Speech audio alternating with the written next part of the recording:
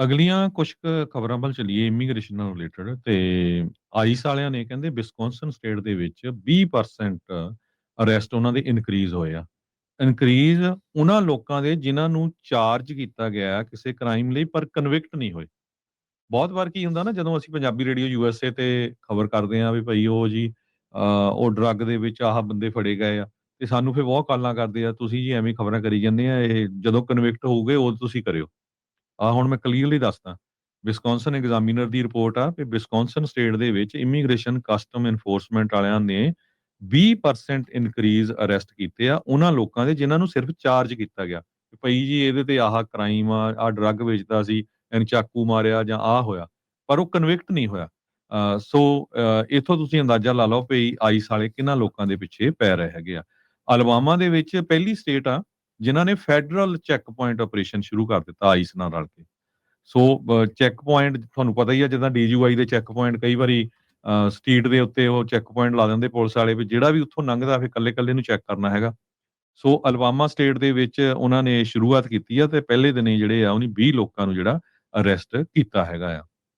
ਸੋ ice ਵਾਲੇ ਜਿਹੜੇ ਹੁਣ ਇਦਾਂ ਦੇ ਸ਼ਿਕਾਗੋ ਦੇ ਵਿੱਚ ਬੜੀ ਵੱਡੀ ਗਿਣਤੀ ਦੇ ਵਿੱਚ ਜਿਹੜੇ ਲੋਕ ਆ ਉਹ ਅਰੈਸਟ ਕੀਤੇ ਗਏ ਹੈਗੇ ਆ।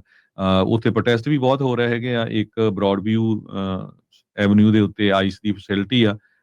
ਉੱਥੇ ਜਦੋਂ ਵੱਡੇ ਪ੍ਰੋਟੈਸਟ ਹੋਏ ਜਿਹੜੇ ਉੱਥੇ ਇੱਕ ਚੈਪਲਨ ਹੈਗੇ ਆ ਉਹਨਾਂ ਨੇ ਇਹ ਕਿਹਾ ਕਿ ਜਦੋਂ ਆਪਾਂ ਪ੍ਰੋਟੈਸਟ ਕਰਦੇ ਆ ਕਿਸੇ ਤਰ੍ਹਾਂ ਦਾ ਰੌਲਾ ਰੱਪਾ ਨਾ ਪਾਈਏ ਸ਼ਾਂਤੀ ਦੇ ਵਿੱਚ ਜਿਹੜਾ ਪ੍ਰੋਟੈਸਟ ਰੱਖੋ ਕਿਉਂਕਿ ਬਹੁਤ ਸਾਰੇ ਜਿਹੜੇ ਪ੍ਰੋਟੈਸਟਰਸ ਆ ਉਹਨਾਂ ਨੂੰ ਵੀ ਆਈਸ ਵੱਲੋਂ ਚੱਕਿਆ ਗਿਆ ਕਈ ਸਿਟੀਜ਼ਨ ਤੱਕ ਵੀ ਕਈ ਆਪਾਂ ਨਿਊਯਾਰਕ ਦੇ ਵਿੱਚ ਰਿਪੋਰਟ ਦੇਖੀ ਸੀ ਵੀ ਕਿਸ ਤਰ੍ਹਾਂ ਇੱਕ ਕਾਂਗਰਸ ਵੂਮਨ ਦੀ ਕੈਂਡੀਡੇਟ ਆ ਜੋ ਨਵੀਂ ਇਲੈਕਸ਼ਨ ਹੋਣੀ ਆ ਤੇ ਉਹਨੂੰ ਚੱਕ ਕੇ ਹੋਮਲੈਂਡ ਸਿਕਿਉਰਿਟੀ ਵੱਲੋਂ ਸਿੱਟਿਆ ਗਿਆ ਸੀ ਕਿਸ ਤਰ੍ਹਾਂ ਉਹ ਜਦੋਂ ਪ੍ਰੋਟੈਸਟ ਕਰ ਰਹੀ ਸੀ। ਸੋ ਇਹ ਇਮੀਗ੍ਰੇਸ਼ਨ ਕਸਟਮ ਐਨਫੋਰਸਮੈਂਟ ਨਾਲ ਰਿਲੇਟਡ ਜਿਹੜੀਆਂ ਆ ਉਹ ਤੁਹਾਡੇ ਨਾਲ ਖਬਰਾਂ ਸਾਂਝੀਆਂ ਕਰ ਰਹੇ ਆ। ਪਿਛਲੇ 3 ਦਿਨਾਂ ਦੇ ਵਿੱਚ ਸ਼ਿਕਾਗੋ 'ਚ 16 ਪ੍ਰੋਟੈਸਟਰਸ ਨੂੰ ਅਰੈਸਟ ਕੀਤਾ ਗਿਆ ਆ outside broad view processing centre ਦੇ।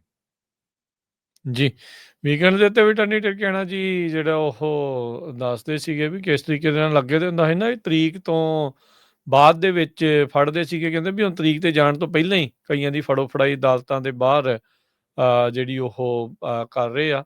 ਸੋ ਇੱਕ ਐਂਗਲ ਇਹ ਵੀ ਸਾਹਮਣੇ ਕਈ ਥਾਵਾਂ ਦੇ ਉੱਤੇ ਆ ਰਿਹਾ ਓਬਵੀਅਸਲੀ ਸਾਰੇ ਪਾਸੇ ਨਹੀਂ ਤੇ ਟਾਰਗੇਟ ਬਲੂ ਸਟੇਟਸ ਨੂੰ ਹੀ ਜ਼ਿਆਦਾ ਇਸ ਦੇ ਵਿੱਚ ਕੀਤਾ ਜਾ ਰਿਹਾ।